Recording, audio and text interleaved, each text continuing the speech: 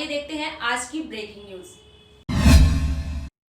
असम में अप्रैल मई में विधानसभा का चुनाव होना है, जिसे लेकर राज्य की सत्ताधारी पार्टी बीजेपी दोबारा सत्ता में वापसी के लिए पूरा जोर लगा रही है। इसी के चलते गृह मंत्री अमित शाह असम के दौरे पर हैं, लेकिन उनके इस दौरे का असम में विरोध हो रहा है। ऑल असम स्टूडेंट यूनियंस और कृषक मुक्ति संग्राम समिति ने रविवार को केंद्रीय गृह मंत्री अमित शाह के असम दौरे का विरोध करते हुए नागरिकता संशोधन कानून को वापस लेने की मांग की है। कई जिलों में आजसू के सदस्यों ने विवादास्पद अधिनियम की कॉपियां जलाई, जबकि गुवाहाटी और दूसरे स्थानों पर मंत्री को काले झंडे दिखाए गए। आजसू के अध्यक्ष दीपांका कुमार नाथ ने कहा कि नागरिकता संशोधन ने असमी लोगों के अस्तित्व को खतरे में डाल दिया है। उन्होंने कहा कि जब तक इस कानून को रद्द नहीं किया जाता, तब तक हम अपना विरोध जारी रखेंगे। विधानसभा चुनाव से पहले कानून को लेकर हो रहे विरोध ने बीजेपी और उनके नेताओं को परेशानी में डाल दिया है।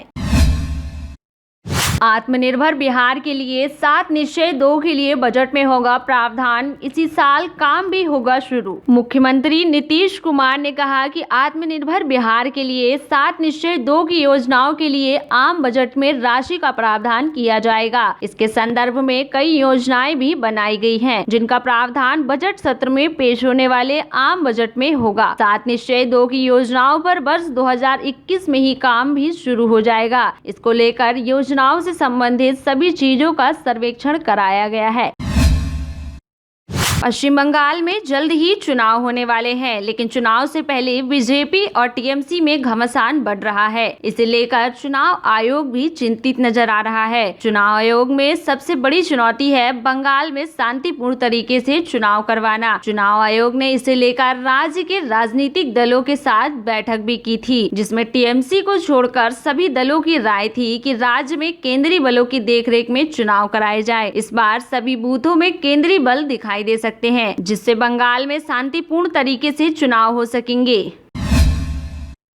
चीन में सोने की खदान में 14 दिनों से फंसे थे मजदूर, 11 को निकाला गया जिंदा। चीन में सोने की खदान में विस्फोट के बाद फंसे 9 मजदूरों को आज सुरक्षित बाहर निकाल लिया गया है। 14 दिनों के राहत कार्य के बाद उन्हें निकाला गया है। सभी श्रमिक काफी कमजोर हो गए हैं। उन्हें तुरंत कंबलों में लपेटकर हॉस्पिटल ले जाया गया। फिलहाल अभी 2 श्रमिकों के जिंदा होने की संभावना है। इससे पहले 3 मजदूरों को बाहर निकाला जा चुका है, जिसमें एक गंभीर रूप से घायल था और अन्य के मृत होने की आशंका व्यक्त की गई है। बता दें कि 10 जनवरी को खदान में हादसे के दौरान 22 मजदूर जमीन से 600 मीटर नीचे फंस गए थे। अधिकारियों के मुताबिक खदान में राहत कार्य और बंद हिस्सों को खोलने में 2 सप्ताह और लग सकते हैं।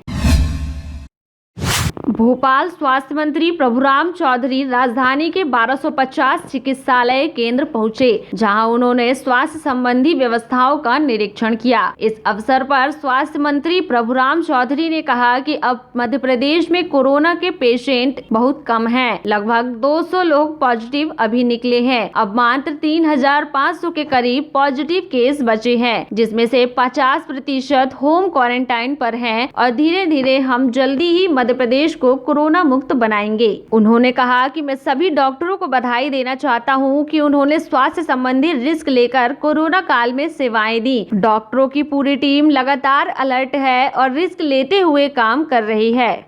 जब हेल्थ केयर वर्कर को वैक्सीन लगाने का काम कंप्लीट हो जाएगा, उसके बाद फ्रंट लाइन वर्कर को वैक्सीन लगाई जाएगी, जिनका अभी रजिस्ट्रेशन चल रहा है। वैक्सीनेशन को लेकर स्वास्थ्य मंत्री प्रभुराम चौधरी के बयान। 100 लोगों को हम हर साइट पर एक दिन पहले ही मैसेज कर देते हैं और 100 लोगों को मैसेज करते हैं। अपनी व्यवस्थाएं पूरी हम लोगों ने हर साइट पर करके रखी।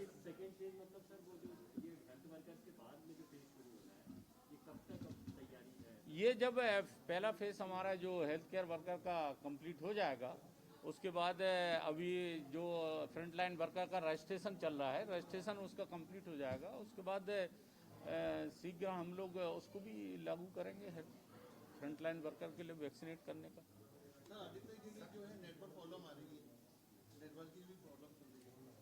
देखिए, अब छोटी मोटी प्रॉब्लम तो चलती रहती है, सॉर्ट आउट भी हो जाती है।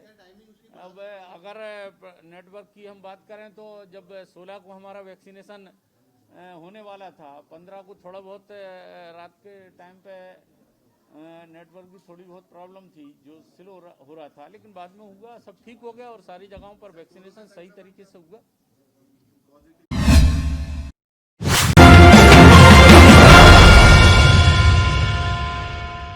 ये थी आज की ब्रेकिंग न्यूज। देखते रहिए जनता समाचार। ताजा खबरों के लिए हमारा चैनल जरूर सब्सक्राइब करें और बेल आइकन की बटन को दबाना ना भूलें।